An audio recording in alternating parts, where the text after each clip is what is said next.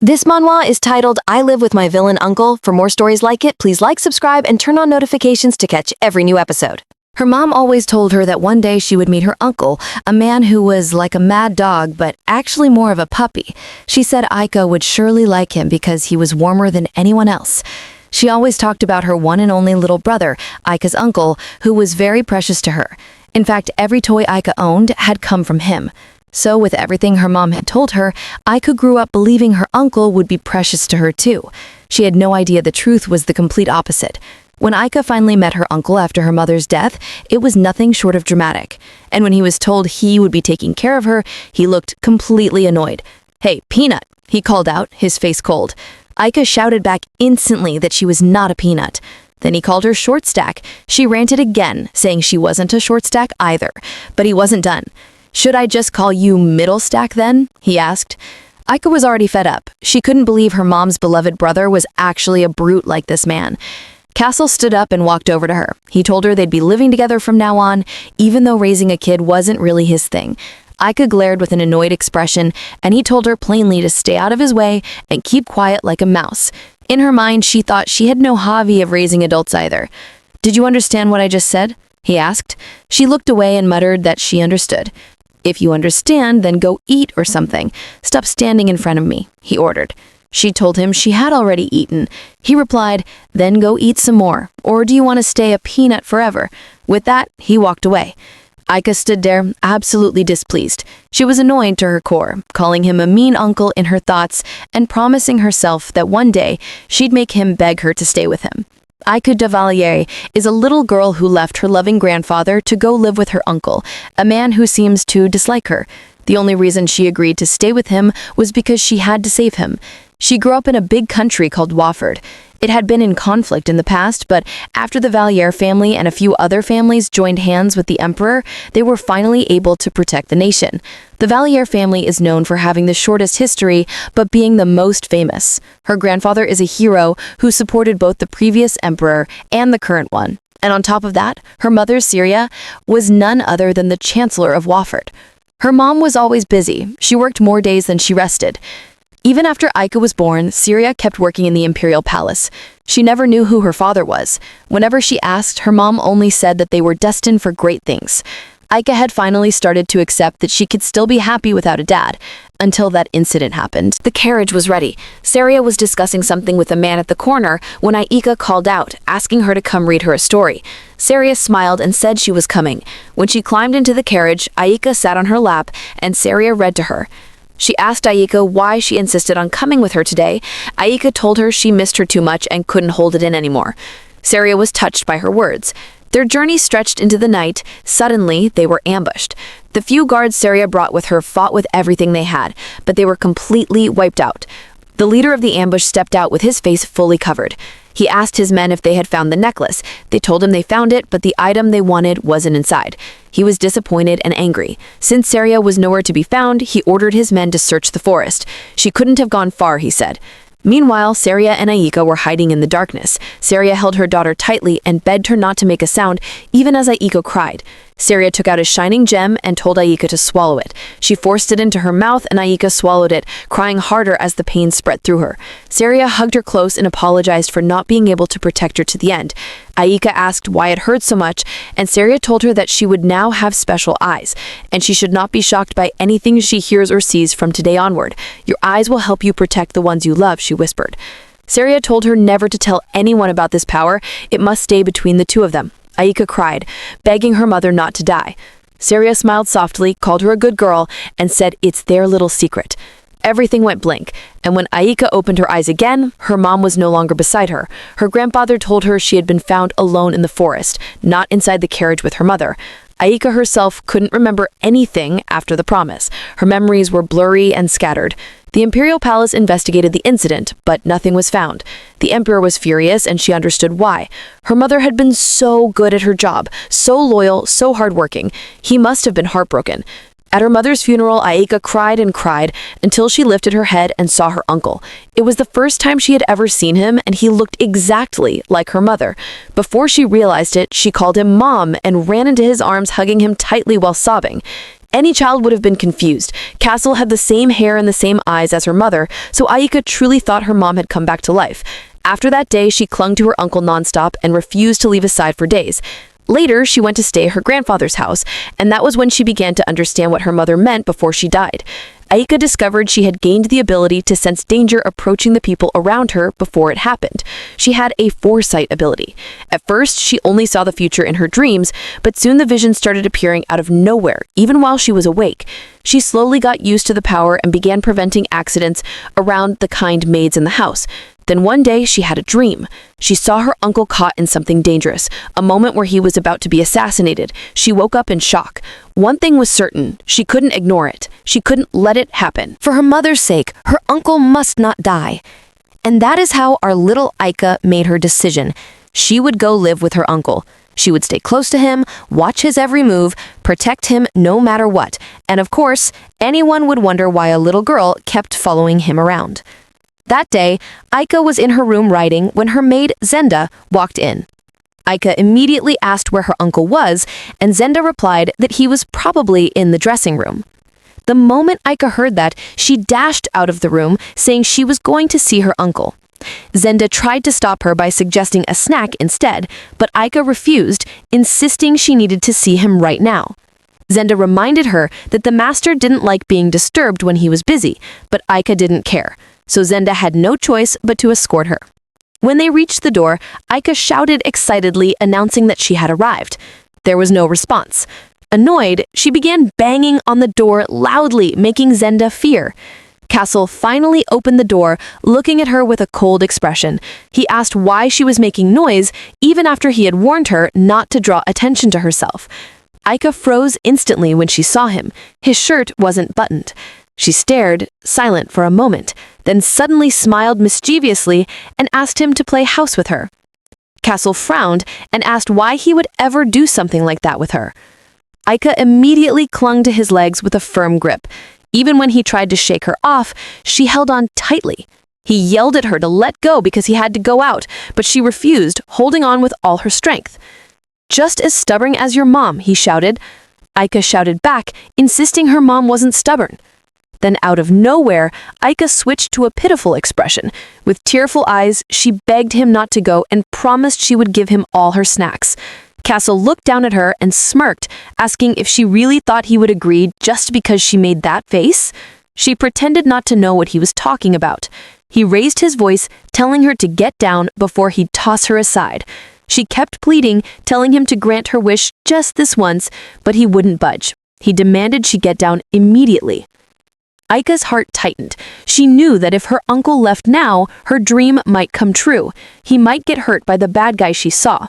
She had overheard Kassel and her grandfather speaking in secret about him dealing with every person who held a grudge against the Valliart family, one by one. That meant he had a ridiculous number of enemies right now. If she couldn't stop him, he would go far away, just like her mother did. For a moment, Aika wondered if everything would have been different if her mom were still alive. Finally, she let go. She sat on the ground and burst into tears, telling her uncle how much she missed her mom. Seeing her like that, Kassel sighed and kneeled to her level. He told her that whenever she missed her mom, she should look in the mirror. Aika shook her head and reminded him that she didn't look like her mom. Her hair was black, not red. He was the one who looked just like her. Kassel frowned and asked how he looked like her mom. Aika giggled and said he looked exactly like her. Kassel sighed again, asking why she had to come here and turn his life upside down. Aika's face fell. She asked if he disliked her because she was a headache. He scoffed and asked whoever told her that. "Then, do you like me? And do you want to live with me?" she asked. He immediately looked away and said he neither liked nor disliked her. He was just not good at raising kids. He said she should go back to her old man's place. Aika cried harder, telling him she liked her uncle very much. She said her mom used to tell her so many stories about him, and she always wanted to meet him, so she wanted him to like her too. Kassel stayed silent. Aika reached out and touched him gently. She told him she wanted them to get along, and she promised she would only bother him a little while living with him. Kassel stared at her, and for a moment he saw his sister in her face. He quickly stood up. Aika called out to him, and he told her she could do whatever she wanted. If she wanted to crawl or run around, she should go ahead. Just don't get herself into trouble. Aika's face lit up instantly. She couldn't believe he actually said that. She jumped excitedly and asked if he really promised. Kassel sneered and asked, "Haven't you been living with me all this time?" Aika pulled a folded paper from her pocket. On it, she had written, "Kassel will never kick Aika out." She asked him to press his fingerprint right there. Kassel stared at it in shock. She even had a contract ready. She urged him to hurry up and press it already. He let out a small laugh and said she truly was his sister's daughter. He took the contract from her and told her he would sign it later. Then Aika asked if he was still going out. Kassel replied that he was only going to ride in the garden. She watched him walk away, feeling proud. Her mom used to say that important things should always be written down, so she felt very smart about making a contract. And she was relieved. At least he wasn't going far today. But the moment she stepped forward, a vision flashed before her eyes.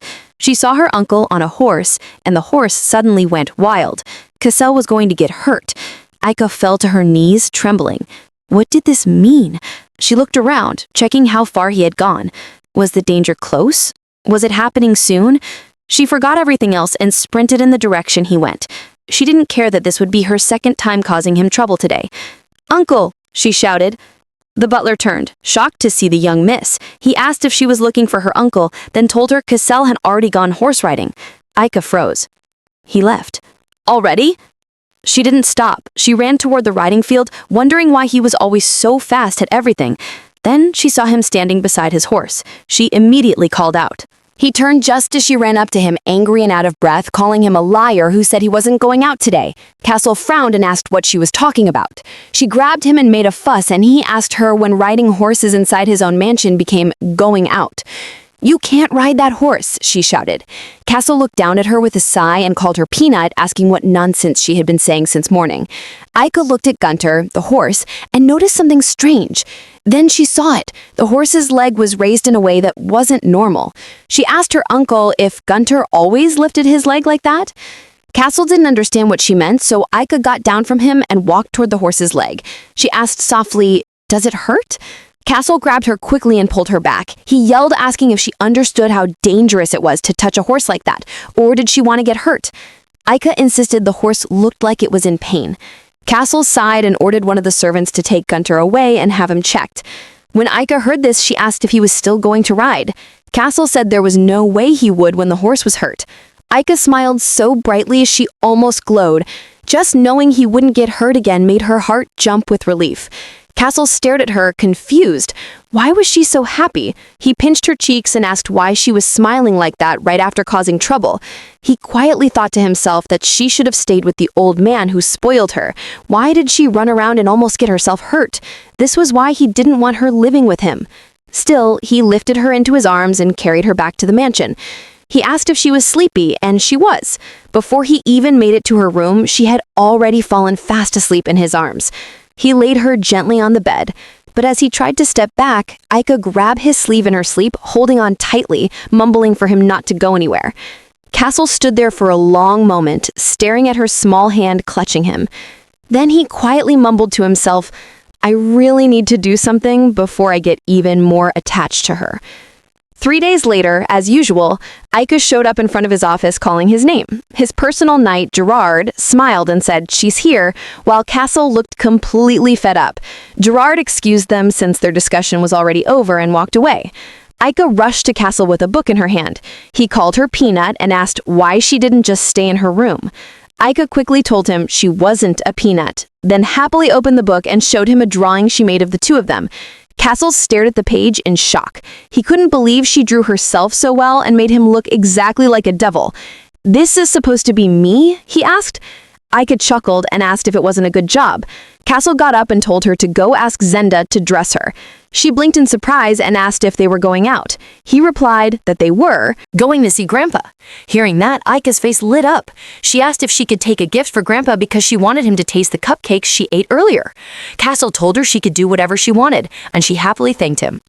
Zenda began dressing her lady. Aika smiled all through. It had been so long since she last visited Grandpa. She wondered what made her uncle suddenly suggest going to see him, but she didn't care. She was too happy. After a long carriage ride, they finally arrived. Aika jumped out calling for Grandpa and ran straight into his arms. He held her tightly as she told him how much she missed him. He smiled and said his baby was finally here. Kassel teased Grandpa for dyeing his red hair black, and Aika quickly defended Grandpa, saying now they have the same hair color. She gently touched Grandpa's hair and face. Immediately, Grandpa asked why she hadn't gained any weight, or if Kassel wasn't feeding her. Aika told him she always eats with her uncle, and they even had breakfast together today. Excited, she told Grandpa she brought him a gift. He wondered what her tiny hands could have carried, and when he saw the snacks, he suggested they enjoy them together. Aika proudly told him she already ate a lot before coming, but that didn't stop her from joining another round of cakes. The maid watched her eat as much as she wanted and asked if she still wanted juice. Aika smiled and said yes. They served her again. She asked Marie when Grandpa and Uncle would come back. Marie smiled and said they went to talk in private and would soon return. Just then, Aika heard a sound, like a carriage moving away. Her heart jumped. She quickly got up and ran to check what was happening. Marie called after her, but Aika didn't stop. She rushed outside and peeked through the gate, only to see Grandpa standing in front of a carriage. And it looked like her uncle was leaving. Right there, the truth hit her. Her uncle was leaving her behind. Her eyes filled with tears, and she broke down crying. Aika rushed downstairs, shouting her uncle's name, but before she reached the door, his carriage had already driven off. Kassel grabbed her quickly, stopping her from running after it and getting hurt. She screamed for him to let go, but he held her tightly. She couldn't believe it. He was really leaving her behind. She only wanted to save him. Inside the carriage, Kassel could hear her calling out, but he pretended not to. He kept his eyes forward and acted like he heard nothing. Aika stayed in her room the whole day, surrounded by all her toys, completely angry. Even Grandpa had never seen her like this. She blamed him, crying that if he hadn't stopped her, she would have caught up to her uncle. Grandpa felt sad, but reminded her that she once said she loved living with him. He begged her to stop crying and come eat something delicious with him. But she hid under her blanket and said she wanted nothing, absolutely nothing. She sulked the whole day, thinking to herself that he promised not to abandon her, but he did. So she decided she wouldn't care about him anymore. Back at Kassel's mansion, his butler came to him and said it had been a few days since her lady left and the whole place was too quiet now. Kassel replied that he liked it better this way. The butler forced a smile, thinking to himself that Kassel was the only one who thought so. Just then, Gerard walked in after announcing his arrival. Kassel let him in, asked what was going on. Gerard handed him a letter from the Valliart estate. It was about the young lady. Kassel's expression changed as he asked what the letter said. Gerard explained that her lady hadn't been eating and was completely out of it, waiting for him. "Shouldn't you go and see her?" Gerard asked softly. Kassel went silent for a moment. Then he finally spoke, saying it was only for now. Once she realized he wasn't coming back for her, she would adjust. They both tried to change his mind, but he reminded them they were no longer working at that moment and asked them to leave. He was left alone. Then his eyes landed on a snack placed on the table. Instantly, he remembered how much she loved eating, how she would stuff her cheeks with food like it was the best thing in the world. He set down the paper in his hand and sighed with annoyance. He told himself he couldn't afford to get close to her. Cutting ties early was the best decision he could make. But deep down, he knew he wasn't himself either. Later that night, Kassel rode his horse alone, making sure no one noticed. He headed straight for the Valliart estate to secretly check on her since she hadn't been eating. When he arrived, he avoided the main gate. He didn't want any attention. Instead, he jumped over the fence and landed quietly in the backyard. He guessed the peanut would probably be in her mother's room, but just then, something caught his eye. Two men in masks were whispering, planning how to get their target. They said they would split up and meet in front of the room. Kassel stepped out and ambushed them. "Where do you think you're going?" he asked coldly. They froze. Being caught by Kassel De Leguier was the last thing they expected. Panic filled their eyes. Kassel sneered. "How dare you attack the Valliart estate? I hope you're ready for the consequences." He grabbed one of them and demanded, "Who sent you?" Before the man could answer, Kassel sensed something behind him. He turned fast and blocked a sword with his own. It was Grandpa. Both men were shocked to see each other. They lowered their swords and Grandpa asked what was going on. Kassel explained the ambush and said there were likely more attackers around. He told him to handle these ones. He would go check on Little Peanut. As Kassel ran to her room, he prayed she would be inside and not wandering around. When he opened the door, he saw a lump under the blanket. He sighed in relief, until something felt wrong. He pulled the blanket aside, his eyes widened. Aika was gone. Only her little pet was hidden under the covers. Where could she be? Before all this, while sleeping, Aika had felt something tight around her body. She couldn't breathe. When she opened her eyes, she saw a huge black snake wrapped around her. She froze in fear, not sure if what she was seeing was real. The snake opened its mouth wide to swallow her. She woke up gasping. It was a vision. Something dangerous was coming. Then she remembered what her mom always told her. Whenever the shadow appears, hide. They used to play hide and seek to prepare her for times like this. Aika jumped up immediately. This was the moment. She hid inside the closet, covering her mouth with both hands. Grandpa would come for her. He always did. She just needed to stay hidden and not get caught. She heard footsteps. They stopped, right in front of the closet. She trembled, trying not to make a sound. Tears ran down her cheeks as she wished Grandpa would appear, or even her uncle. Just then, she heard a familiar voice. "Peanut, you little rascal! Where in the world are you?" Kassel shouted. She called out to him at once. He rushed to the closet, opened it, and found the little girl shaking and crying. "Is it really you?" she asked between sobs. Kassel was confused. "Why are you here?" But she didn't answer. She ran straight into his arms, hugging him tightly and crying that she was scared. She told him she was playing hide and seek like her mom taught her. She cried harder, saying she felt so sad when he abandoned her. He tried to calm her and understand. "This isn't the first time you've hidden like this," he asked gently. Aika sniffed and explained that she and her mom used to play hide and seek, and her mom always told her to hide in Grandpa's closet whenever the shadows came, just like she was doing now. Kassel's heart dropped. What had his sister, Saria, been through out there? Aika clutched his sleeve and begged, "Are you taking me with you? You won't kick me out again, right?"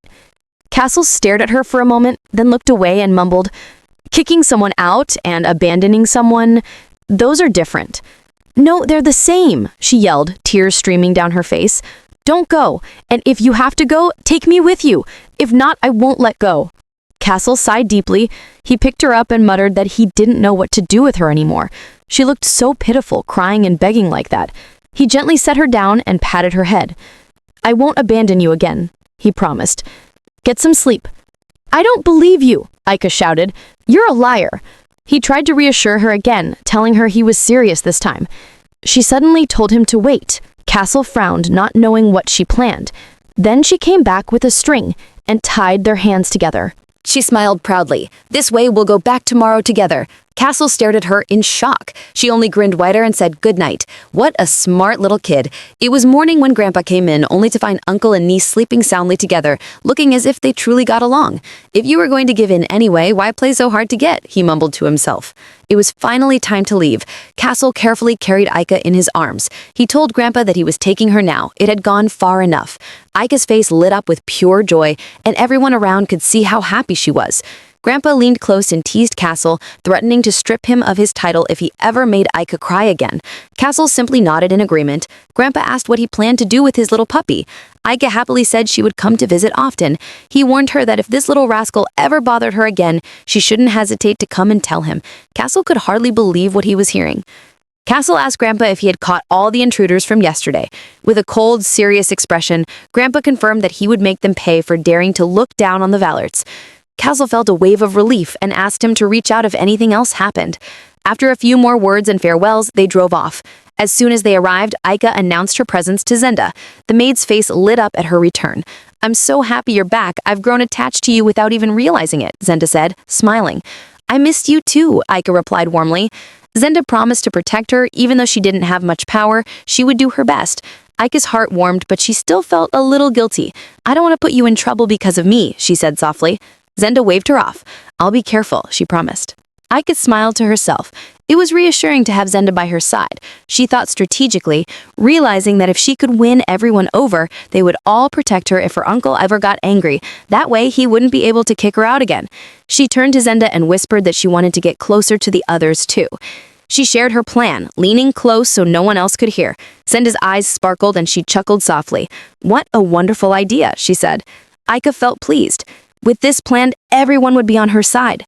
The next morning, the mansion was filled with love and happiness. Every servant had a ribbon on their dress, and it was all Peanuts' doing. Kassel arrived with Gerard and wondered why everyone looked so silly, faces stretched and strange expressions. Just then, Aika appeared, her voice bright as she called out to Gerard with a cheerful hello.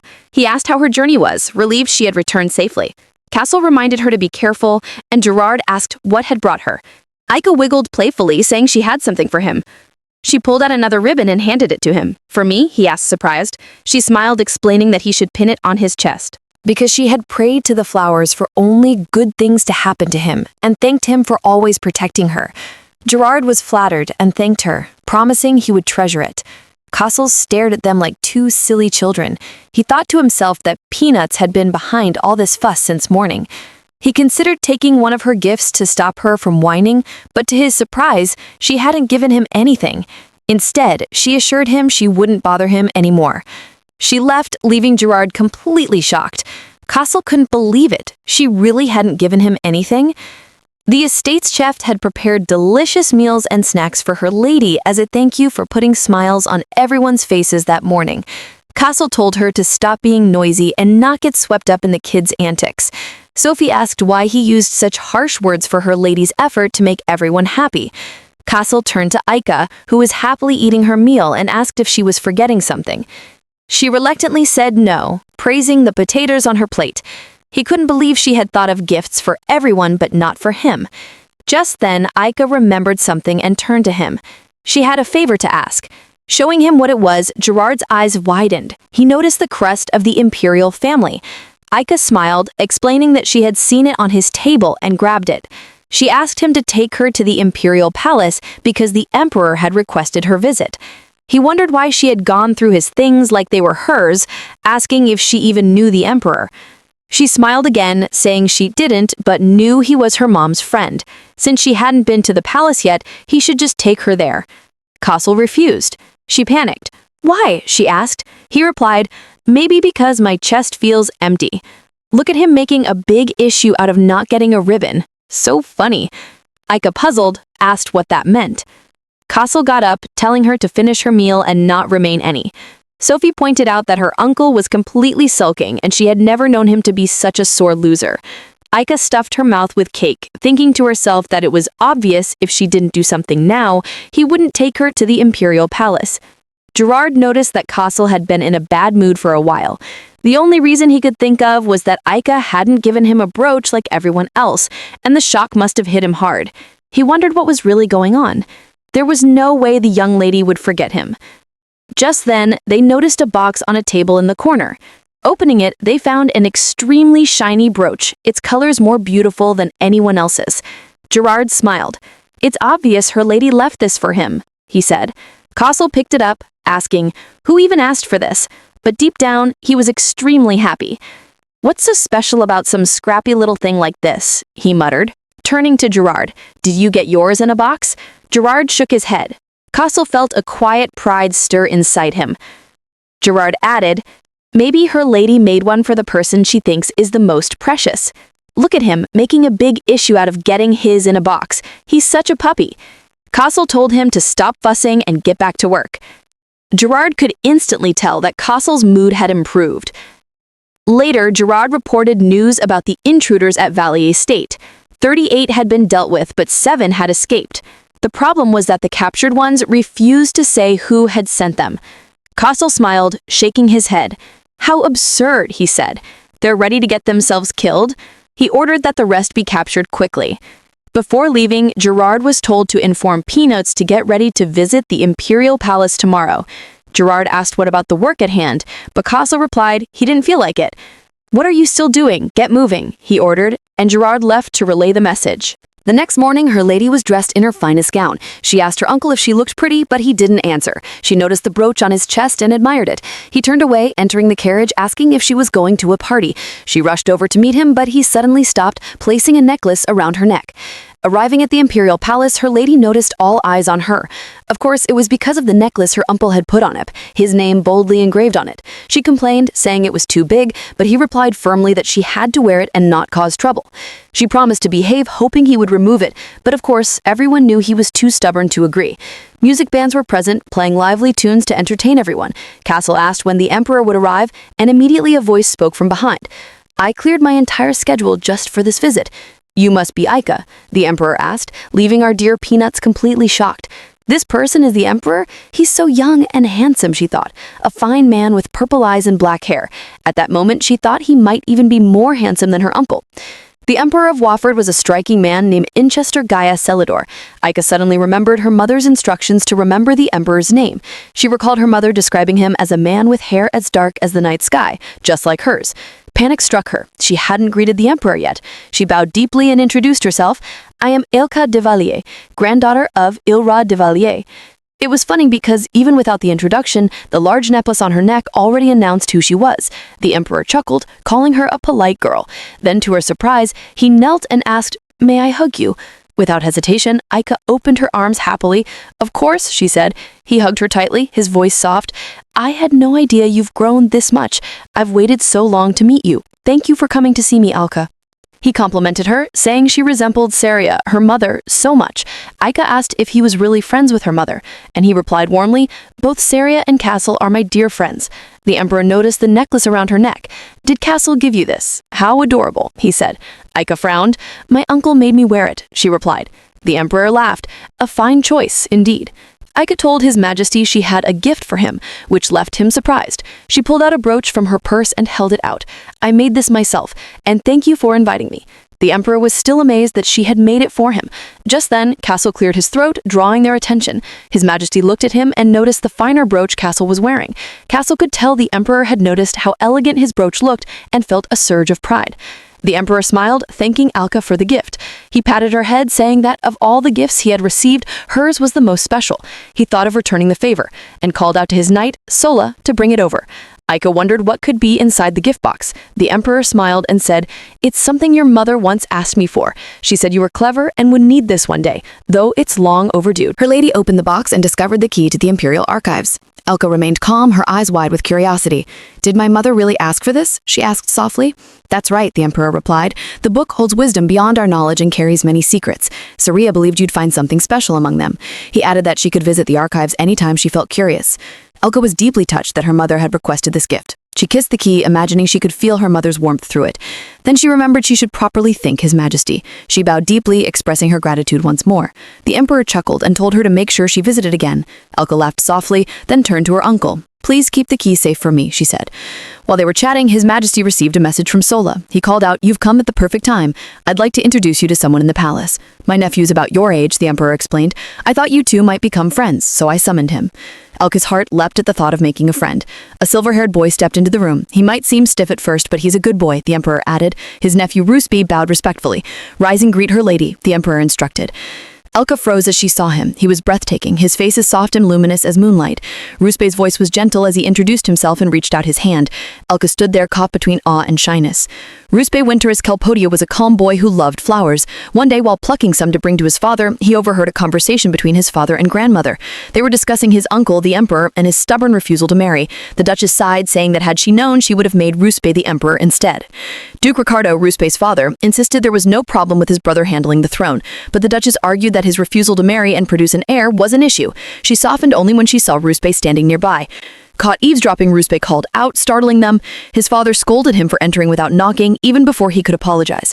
The Duchess noticed the scars on his hands and asked him to throw away the dirty weeds he carried. Terrified, Rusby discarded the flowers he had brought for his father. Ricardo chastised him, calling him by his full name and demanding he act according to his status. The poor boy felt crushed, that the Duchess reassured him, touching his shoulder gently. If Winchester, the Emperor, refused to introduce an heir, Rusby would one day inherit the throne. With this in mind, Rusby knew he had to carry himself with poise in front of everyone. Aika took his hands and said excitedly that it was nice meeting him.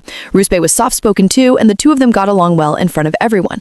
The Emperor Emperor was glad to see this and hoped they would become good friends since they were both 7 years old. His Majesty got a call to attend to state affairs and had to leave. He told them to enjoy their time together in the garden and to feel free to play. Then he told Kassel they would meet again at their next official meeting, and he happily turned to her lady, telling her not to get sick or hurt. He added that if she had any worries, she should come to him. Her lady was glad to hear that. Out in the garden, Kassel, holding her lady's bag, told the two peanuts to have fun and not to get into trouble. Aika asked why he wasn't coming with them, and he reminded her that he wasn't a peanut, so why should he follow a bunch of peanuts? Aika made a silly face and told him not to think of joining later. Then she grabbed Rispy's hand and ran off to play in the garden. When the two of them were finally alone, Aika suggested they build a castle, but Rispy replied coldly that he wasn't interested. He let go of her hand immediately and told her clearly that he didn't want to do kid stuff. Aika was confused at how distant he became the moment they were alone. She couldn't believe how fast his attitude changed.